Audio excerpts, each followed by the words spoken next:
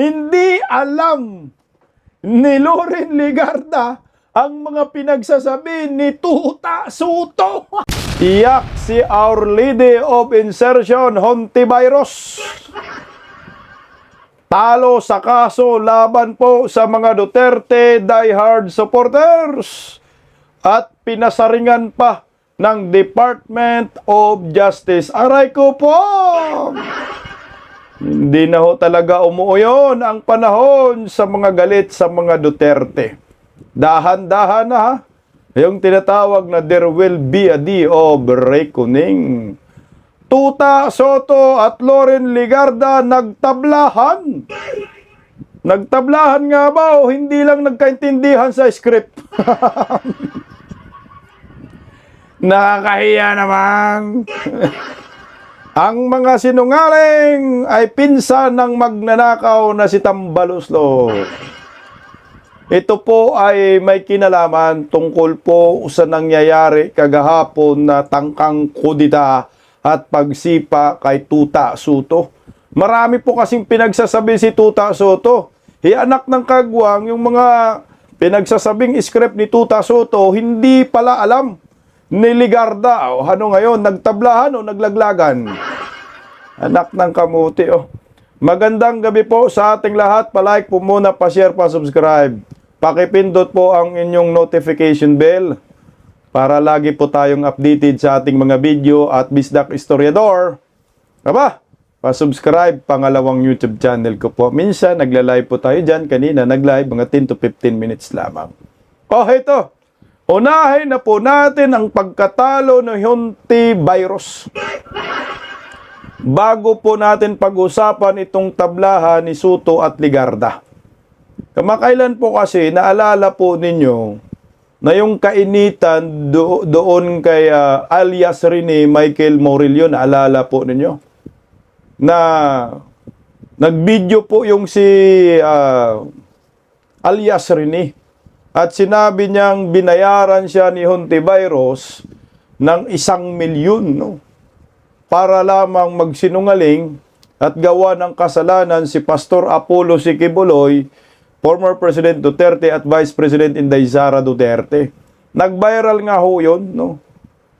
At pati nga si Bato dinamay, si Senator Bungo dinamay. Tinuruan nga daw siya ni Hontivirus para magsinungaling sa halagang 1 milyon pesos. At bawat kaso na pagsisinungaling ay may bonus siya, parang piramiding ang datingan. Nung nag-viral po yun, di ba, shiner ng mga DDS yun. Kaya biglang viral. At shiner din po ng ibang mga DDS vlogger. Kagaya po nila ni Atty. Trixie Cross Angeles, nila ni Banat Bay, at Atty. Ferdinand Topacio. Marami ring mga sinasabi si Atty. Ferdinand Topacio laban kay Hontivirus. Kaya nagsampa po si Hontivirus ng cyber libel case. Laban po sa mga DDS. Kaso ang problema, natapos na po ngayong araw yung kahibangan niya. Benasora! No, ito na. Talagang kamalasan dumating ko Hontivirus eh. Oh, ito. Department of Justice Benasora. Ang cyber libel case na isinampa ni na Hontivirus. Benasora na ng Department of Justice ang cyber libel complaint na inihain ni Senator Risa Hontivirus laban sa ilang personalidad o sa social media matapos magpasya ang prosecutor na walang sapat na prima facie evidence para ituloy ang kaso. In short, gawa-gawa, balat sibuyas, haka-haka. Ang mga kinasuhan po niya ay sina Atty. Ferdinand Topacio. Nagalit na galit si Topacio dyan eh. Banat Bay, Jeffrey Silis, kay Eric, Kefi Chu, Sonsa, Manong Sonsa at Tio Moreno. Dahil sa isang viral na nag-akusang sinuhulan umano niya ang isang testigo para mabigyan ng piking testimonya sa pagdinig sa Senado. Yun na nga, yung kasagsagan ni Pastor Apollo Sikibuloy. So, paano to? So, yung talo siya sa kaso, so ibig sabihin, legit yung video, no? Hindi AI, hindi fake news. So, totoo yung shiner na video ng mga sinampahan niya ng mga DDS. So, legit si Michael Murillo. Pwede bang sabihin natin na legit din po yung 1 million na isinohol mo, Hontiveros? Ay, nako, dapat ito ang makulong. Siguraduhin mo, manalo ka, Hontiveros, sa 2028. Kasi pag hindi ka manalo, hindi ka naman talaga manalo, there will be a day of reckoning, panigurado ang panahon ay babalikwas at ikaw naman ang gagapang sa putikan. Hindi naman yan nananalo sa pagkasenador, isang term lang naman yan. Wala kulay dilaw, mga kaliwang grupo. At may pasaring din po ang Department of Justice laban po dito kay Hontiveros. Palakpakan po muna natin isa po itong tagumpay para sa mga Duterte diehard supporters, lalo na po sa aming mga DDS vlogger na talagang nagre-rebat, no? Tungkol po sa mga fake news na ipinapakalat ng mga mainstream media, pati po mga Ensaymada vloggers, nagre-rebat lang naman tayo. Kumbaga, yun yung version nila, ito yung version natin. Kaya nga, wag magbalat sibuyas, anak ng kagwang, nagiging ka pa, senador, tanggapin mo yung criticism sa'yo. Kasi ka-criticize ka naman, ito yung senador na tamad pala ito na senador. Walang alam sa mga panukalang batas, mas matalino pa si Idol Robin Padilla pala dito kay Hontiveros. Pero nagaling-galingan ang buang, no? Pinatikim rin po siya ng Department of Justice, pinasaringan po siya ng DOJ. Ayon po sa Department of Justice, bawal ang sensitive. Ayan ang paalala ng Department of Justice para kay Senator Hontiveros. Umani ng pansin ang naging pahayag ng Korte Suprema. Matapos itong sipiin sa resolusyon ng Department of Justice kaugnay ng ibinasurang cyber libel case ni Senator Reza Hontiveros. Ang sabi ng Korte Suprema, being sensitive has no place in this line of service. More so when allowing, otherwise has the potential to create a chilling effect on the public. Talaga. Walang puwang ho ang mga ganyang klaseng mga balat sibuyas, mga onion skin na mga public servant gaya ni Bungit, gaya ni Bunying, gaya yung mga ibang kalyado ni Ngewim, mga balat sibuyas kayo, mga inayupa kayo. Siyempre, Hontiveros, gusto niya siya lang ang bumatikos. Pag siya ang babatikusin, hayan, cyber libel sedition agad, anak ng kamuti. Kaya nga hindi hindi bagay sa isang tao na pumasok ka po sa public service pag hindi mo kayang tanggapin ang mga kritisismo sa iyo. Nagsalita na po dyan ang Supreme Court nga even the highest criticism laban po sa isang public servant ay walang kaso. Pag mumurahin ka, walang defamation. Libre mura to. Walang inciting to sedition kasi pinasok mo yan dapat paalalahanan mo yung sarili mo na ito ay public service. Public service is a public servant.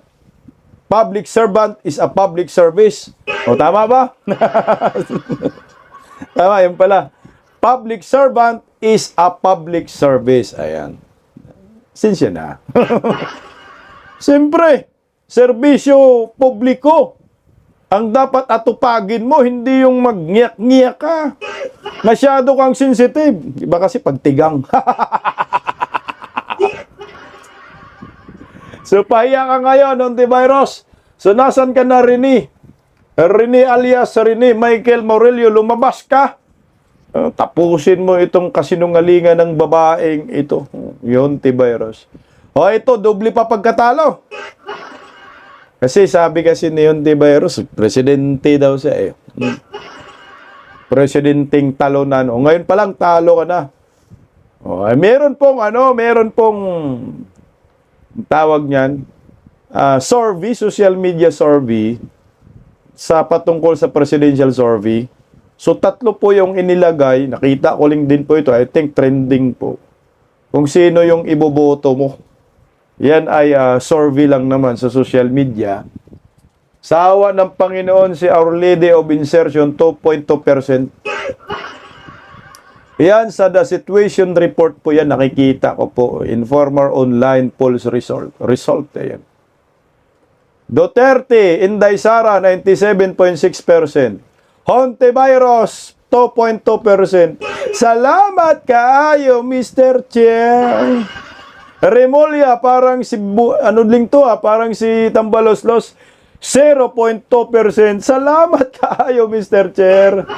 Kaya kayong dalawa, Hontiveros, Remulla, huwag nyo nang subukan. Pasisira ang buhay nyo. Matatalo kayo sa eleksyon, panigurado. Matik yarn. O ano na?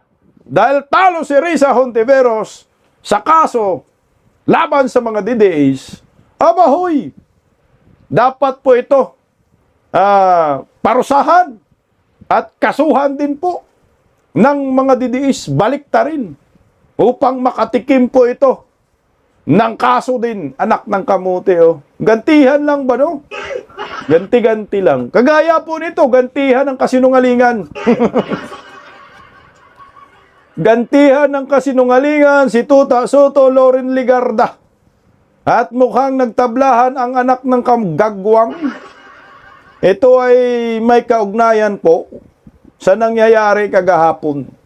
Nanaon siya ming kudita laban po kay Tuta Soto. Ihawak na ng numero, ang numero ni Ligarda, binigay pa niya sa walang hawak na numero. Anak ng kamuti ka naman, Ligarda, no? Gusto ka nga ng 17 ka senador para maging Senate President. Paano po sila nagtablahan? Kasi di ba, pinagkalat ni Tuta Soto na di umano'y kinausap niya, nag-usap sila ni Loren Ligarda, meeting ba, no? Chismis, no? Habang kumakain sila doon, mga traidor, na gagawin daw nilang pinakao ng babae na Senate President si Loren Ligarda. At ang problema dyan, ipinagkalat na sa madla ni Tuta Soto, at pati kanina sa interview, ay sinabi rin niya na gawin niyang Senate President, pinakaunang babae na Senate President sa kasaysayan ng ating bansa. Ngayon, ang problema, dinidinayan ni Loren Ligarda. Hindi daw niya alam yung trip ni Tuta Soto, mula Apare hanggang Hulo, buong bansa, Itbulaga, na ginagawang komedi ang Senado at pinagluloko ang taong bayan. Inuuto-uto si Loren Ligarda Bagsak yung moral ni Loren Ligarda dito Mantakin mo nagpadala siya, kunyari punta ka doon sa taas. Tapos bibilata natin yung mga minority. Tawagin ka ni Mig Soberi na Madam President. Lost nyo. Nagbibiro kayo dyan ginagawa ninyong King Koy. Komedyante. Komedya. Punchline. Yung Senado, anak ng kagwang ito. Pakinggan muna natin si Tuta Soto kasi nagpa-interview po siya sa kay Filon noon tungkol po sa kanilang drama kagahapon, no? Bago po natin pakinggan yung pagtanggi naman ni Senator Loren Ligarda sa mga pinagsasabi ni Tuta Soto. Ito, pakinggan po natin, no?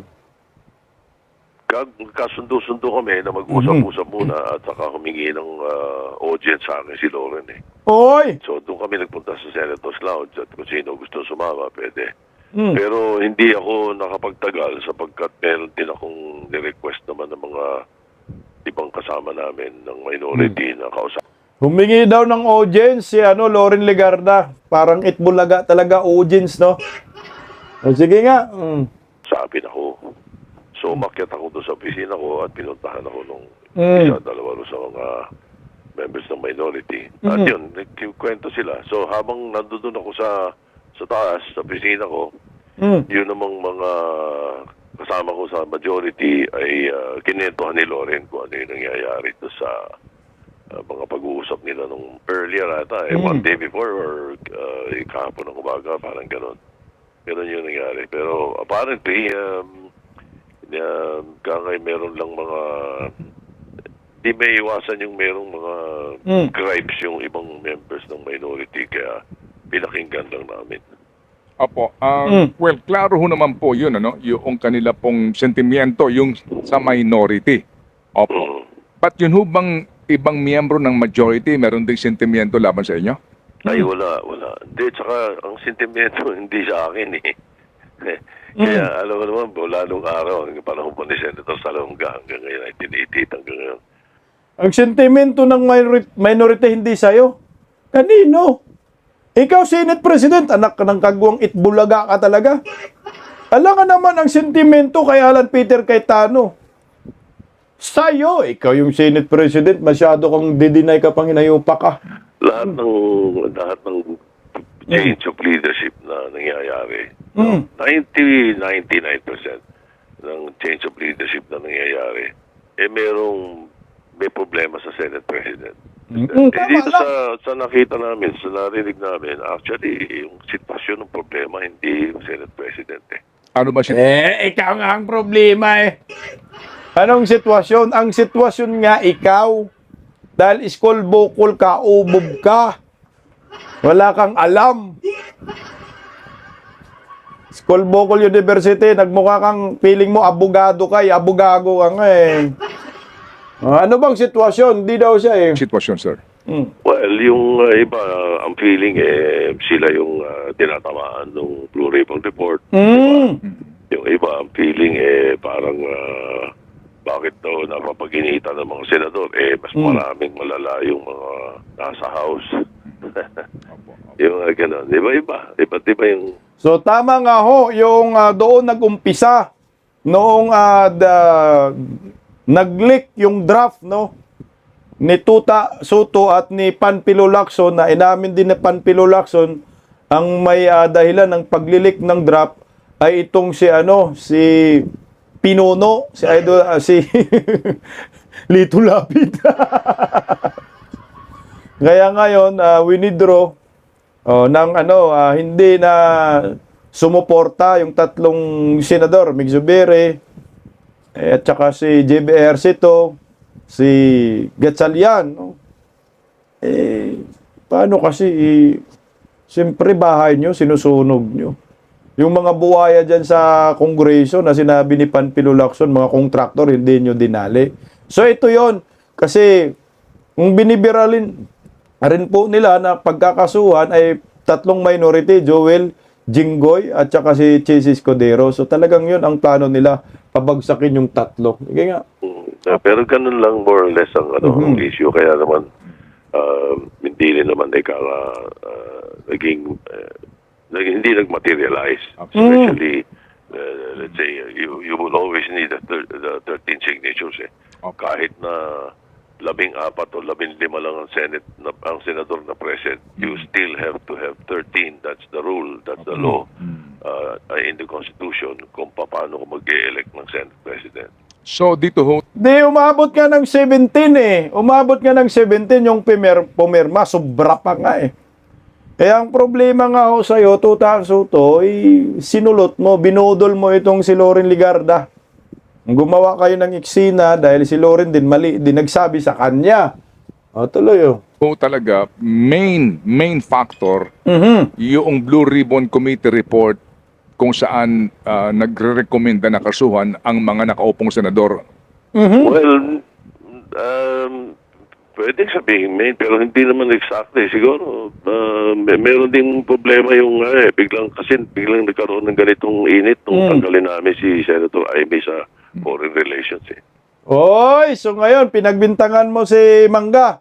Na dahil sa kanya, nung tinanggal si Mangga sa Foreign Relation, pinalitan ni Erwin Tolpok, So dito nagsimula na ugong-ugong na sipain siya.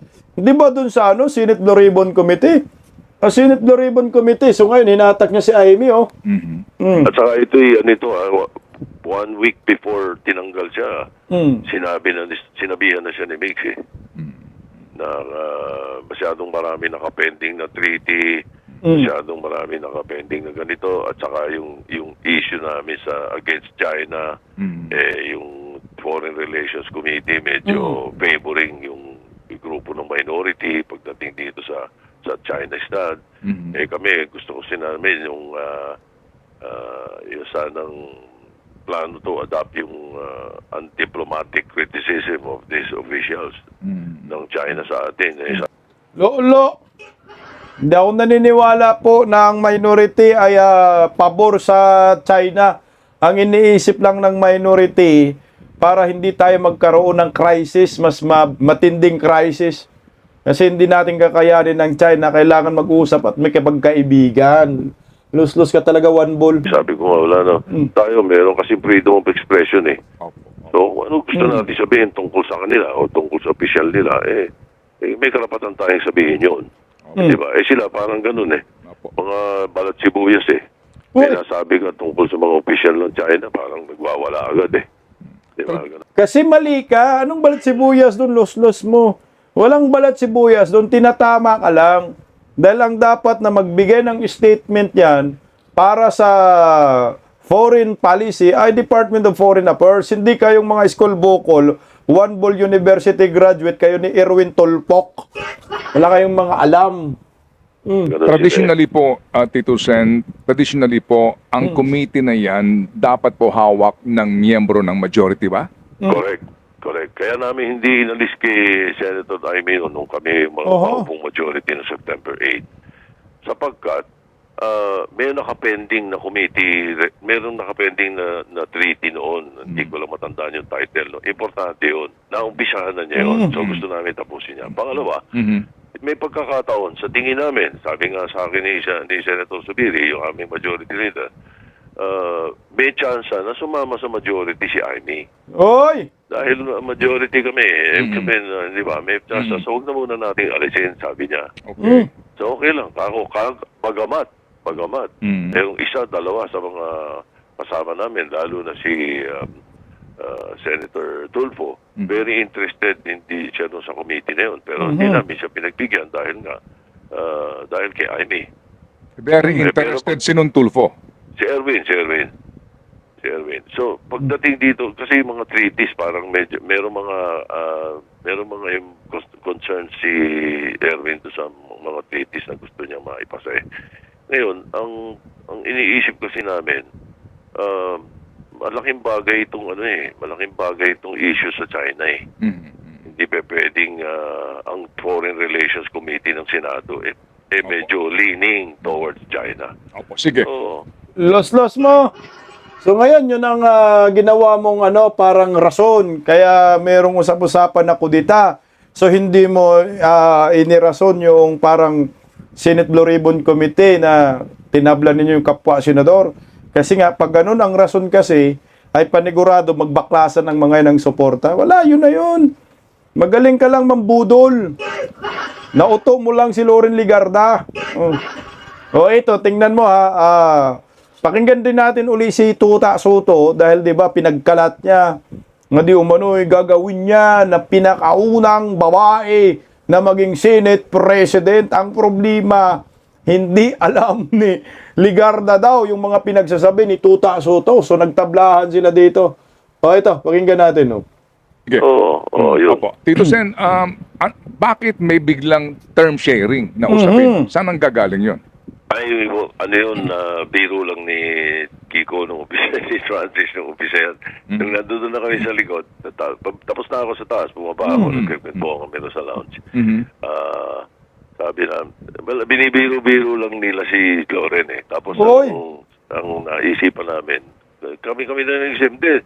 Siguro nga, mabuti nga siguro dahil total, gusto nila magkaroon ng first woman Senate President. Sige, gawin natin. Kahit, sabi ni Subiri, kahit sa mga last 2-3 months ng term mo. Sabi niya, sige kako. Bakit hindi? Ganun. So, hindi exactly term sharing yun. We plan to elect her as the first woman Senate President after the 2027 budget. In other words, sa 2028. Tingnan mo ha, ito na ngayon, magkabulilyasuhan kayo ni Loren Ligarda. So ito na, hindi daw term sharing kasi ang post nito tao ni Kiko, yung kalabaw, wow kalabaw. Masilbi sa kalabaw. Turo ng dagat, wow, dagat, puta, nanalo pa. Na term sharing, no? Power sharing. Tapos gawing pinakaunang Senate President itong si Loren Ligarda. Ang problema nga magiging Senate President pa ba yan? Si Loren Ligarda. Sa tingin nyo ba may magtitiwala kay Loren Ligarda? Pagkatapos niya na traidor ang minority, siya yung minority na pinagkatiwala ng minority yung buto nila sa kanya kay Loren Ligarda. Pero ang resulta, nagsumbong si Loren Ligarda sa'yo at binudol mo, ginawa mong itbulaga at inuto-uto mo dito si Loren Ligarda. Ginawa niyang tanga si Loren Ligarda dito. Sipin mo, tatawagin na Madam President. Ginawang tanga. O ngayon, baka sa Lunes, mabulilyaso ka pa. May Lunes pa naman. Bago matapos yung term niya. Yun ang plano. So, it's not really term sharing. Kasi kung term sharing, 1.5 years tayo. Or tigwa 1 year tayo. Di ba? Hindi naman exactly. Medyo hindi yun ang tamang term. Ang tamang term is we plan to make her Senate President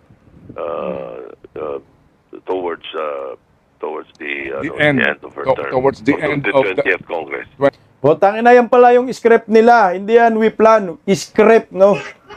So, yung script ninyo, masamang script yan at hindi mangyayari yan kailanman na magiging Senate President yan si Loren Ligarda hanggang pangarap na lang yan. Marami nang galit dyan. 20th Congress. Correct. For what particular purpose? Just to make Wala it lang. historical? May mga gustong mag-upo sa kanya Di ba? May mga gustong mag-upo sa kanya. Lalo na members ng minority. Well, kumbaga sa sabi nga nila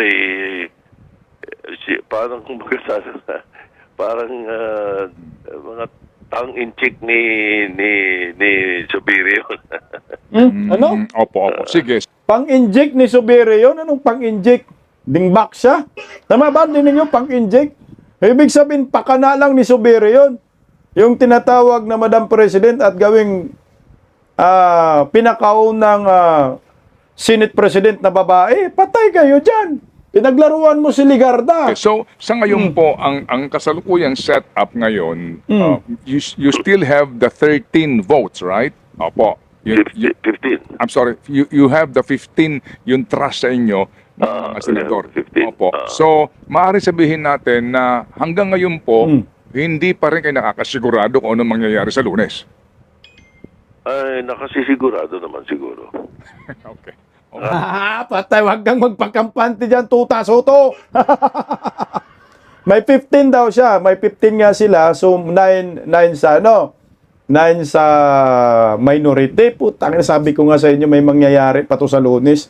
Lalo na ngayon, dinideny na po ni Loren Ligarda yung mga pinagsasabi ni Tito Soto. Mumantakin mo 9 ang minority. So ngayon, nagbulilesuhan na sila ngayon, nagtatablahan na, pero kampante siya sa 15. So 4 ang hahanapin ng minority. Sabi nga namin, usap-usapan namin sa Birada Aguila kanina yung 17 na pirma, tamang bilang yun. 9 plus 2 bilyar. 11 na. Plus isang Cayetano, 13 na. Plus isang JBRC to, 14 na. Yung Subiri, 15. Yung JB, yung Gatchalian, 16. Pang 17 si Loren Ligarda. May numero si Loren Ligarda. Ang problema nga, nagsumbong pa siya. Dapat hindi na siya nagsumbong. Pero ito guys, sa Lunes, crucial po ito, nakikita ko. Posible po, madali pa rin itong si Tuta Soto sa Lunes at pwede siyang masipa sa pagka-Senate President. Kung gagalaw yung 16 ha, sabi na lang natin 16, kasi pang 17 si Loren Legarda, gawin na natin 17. Kung gagalaw yung 17 na gustong gawing Senate President si Legarda, di ba ho? Ano ang kailangan lang? Kailangan lang po nila ng 13 na numero para mailik po sa pagka-Senate President kung sino man. O pwede magbago to. Kasi yung mga gustong maging Senate President, si Loren Legarda, dismayado rin kay Loren Legarda. So ngayon naghahanap sila, so magiging 16 na lang sila. So sa 16 na yan, doon sila kukuha nang gawin nilang Senate President. Ayaw ni Loren, nagpauto kay Tuta Soto, pumayag siyang gawin siyang kasangkapan, gawin siyang tanga. Ito tayo ngayon, maghanap tayo ng pwedeng magiging Senate President kung ayaw ni Loren Legarda. Ito na nga po ang nangyayari, mga kabisdak. Ito po yung sagot ni Senator Loren Legarda. Ito kanina lang po yan. Sa sinabi po, no, pinapalutang ngayon ni Tuta Soto na nag-usap sila na gusto po nilang gawing pinakaunang babaeng Senate President itong si Loren Legarda. Ang problema, hindi sila nagkaintindihan sa script. Nagpareho bang sinungaling o talagang palpak ang script? O, pakinggan po natin ito, narito. Kultura, kalikasan, klima, ha? Oo. O, yun ang pag-usapan. Ma'am SP, Kultura, kalikasan lang daw, klima. Yun lang daw ang pag-usapan. Yun lang daw itatanong.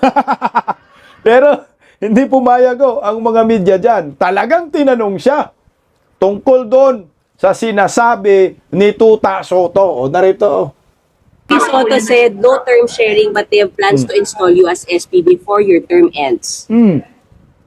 Wala kong ideya, wala kami pinag-uusapan pa, at don't worry, tatanong ko sa kanya yung tatanong. You are open. Wala siyang ideya.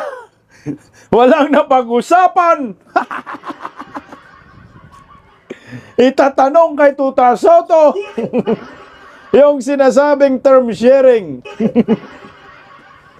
Itutuloy natin. Never na mag-ganon kayo yan. Tatanong ko muna, ay, ano mo dito dapat, ang ating informasyon ay first hand. But the Senate presidency was indeed offered to you, ma'am. Can you confirm that too? Was it offered to you?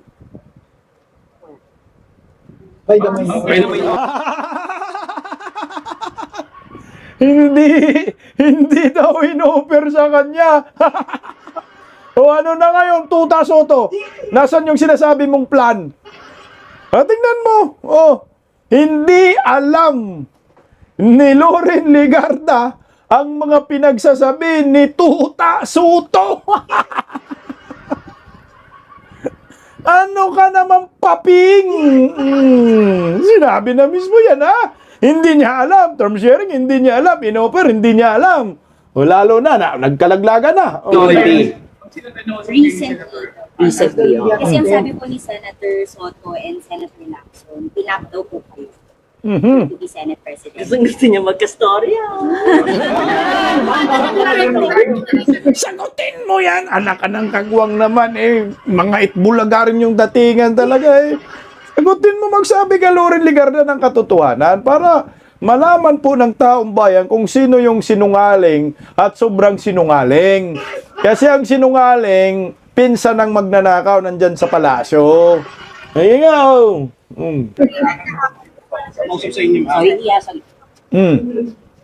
You're excited to have a headline. I know how you feel. Yes, ma'am. So yun ang I know how you feel kasi nga, di ba, media siya, no? Seryosong media practitioner po ito, pero nagpauto sa host ng 8 Bulaga. Nagpauto ka, huwag kang magpauto. Sus ko, animal, oh. Yung statement, yun na po yung statement. You have to ask. No, I'm just making a side comment. That's I mean, yung kanina, ma'am, na if na plans to install you as SPD No, for your permits. your question was the statement of the Senate President. Yes. Crisoto. I have no idea. I have to ask him what he meant. Okay. Siguro, Sige. bakit kayo nag-bloom sa minority? So yung kahapon, walang ganun na pag-usapan sa lounge, ma'am, ay sa inyo ng majority block. Wala po ba? Yung kapit sa lounge. Yes, ma'am. Sa meeting. Putang ina mo, Tuta Soto.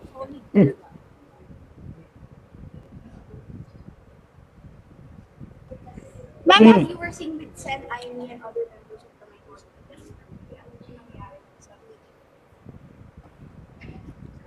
Office po ninyo, ma'am. People come in and out of session. I was here the whole time. Bakit hindi nyo kino-cover yung aking PR hearing on cultural Ayun na. arts? Mm. Bakit hindi nyo kaigting ang inyong interest on the establishment of Wala kaming interest doon. Ang interest namin yung sinasabi nilang term sharing, di ba, Tuta Soto? Hindi nga daw term sharing ang ano doon eh. Plan daw. We plan.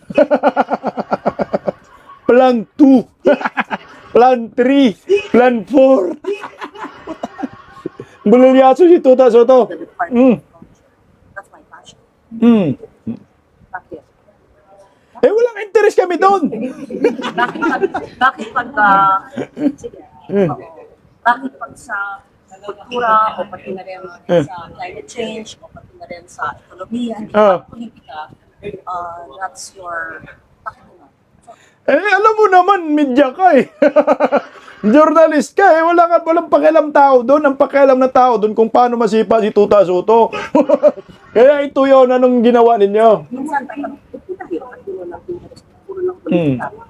Ito pa yung nakakapagpapato. Limit lang. Anyway, huwag mo muna. Sige, ma'am. Okay, yeah. Ito, para organize. Let's be all your questions. And just give me time for one. I'll answer it. I texted you already, ma'am. I texted you po. Sige, okay.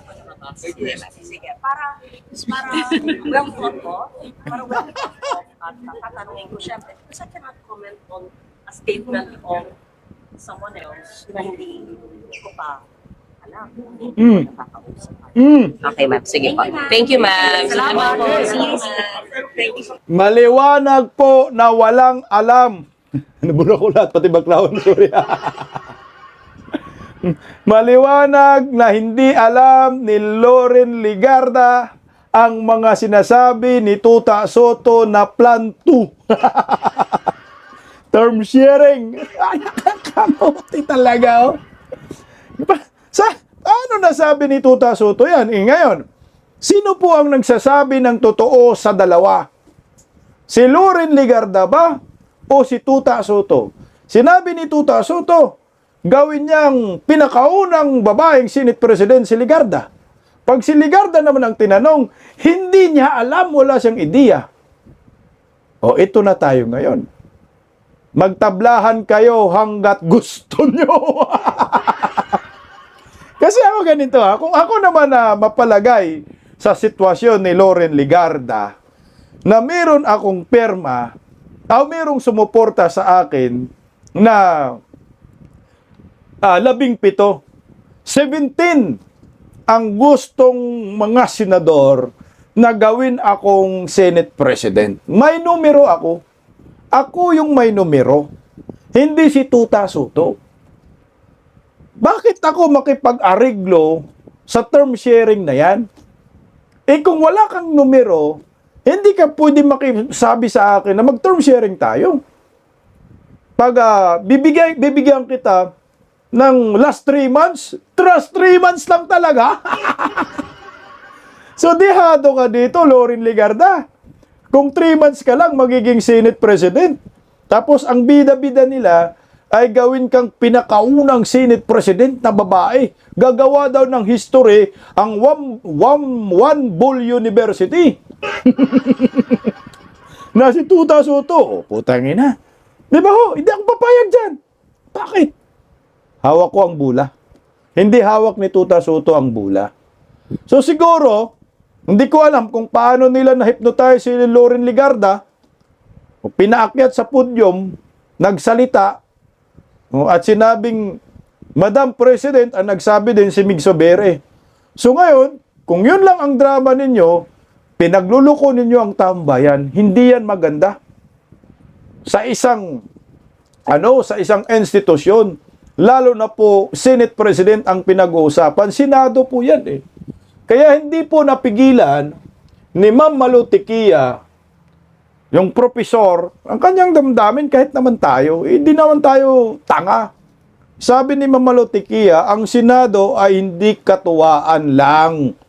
Hindi katuwaan lang. Senador kayo, di komedyante, di komedyan. Interference ng kung sino-sino ay nakakabahala at nakakalungkot.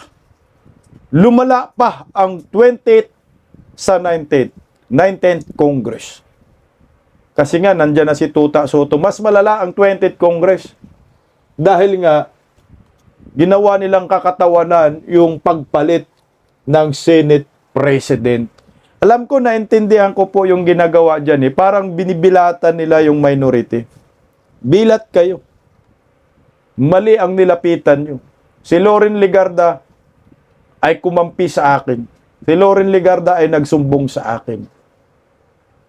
Kaya tablado kayo. Pero ito, hindi malinaw ang mga statement ni Tito Soto at Legarda.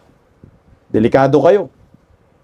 Baka sa Lunes ay tuluyan ng masipa itong taga One Ball University na si Tuta Soto dahil sa kalukuhan at kasinungalingan sa Senado. Pagising sa umaga, tanghali at gabi, nakikita ko ang post niya, ang hapdi. Paano nga ba to? Di ako makatanggi. Watch ko na lang at isipin ng mabuti. Bisdak Pilipinas. Bisdak, tinig ng katotohanan. Sa bawat vlog may laban sa kasinungalingan. Mulat ang mata, gising ang masa. Bisdak Pilipinas, para sa bayan, gumigising sa diwa. Sa likod ng kamera, tapang ang dala, walang sinasanto kung mali ang gawa. Hinay-hinay, pero palaban. Boses ng tao sa digital na labanan. Bisdak, tinig ng katotohanan. Sa bawat vlog may laban sa kasinungalingan. Mulat ang mata, gising ang masa. Bisdak Pilipinas, para sa bayan, gumigising sa diwa.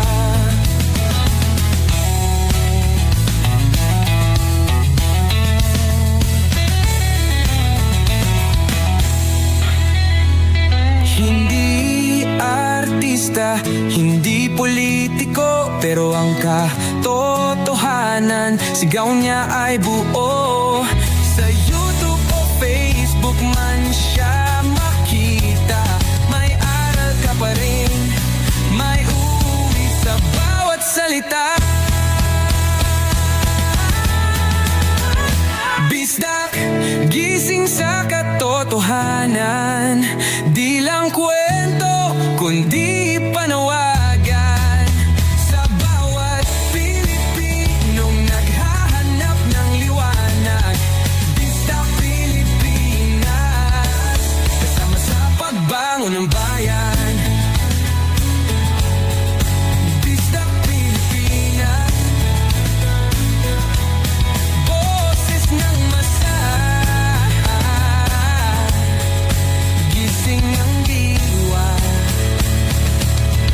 ilog mo, may pag-asa.